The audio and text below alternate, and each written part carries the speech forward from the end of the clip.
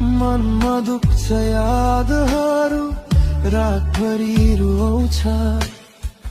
तिम्रो आवाज बिना यो मुटु एक्लो भइगउँछ सच्चो माया गरेको मन कसरी तोड्नु तिमी नै भने मेरो कसरी छोड्नु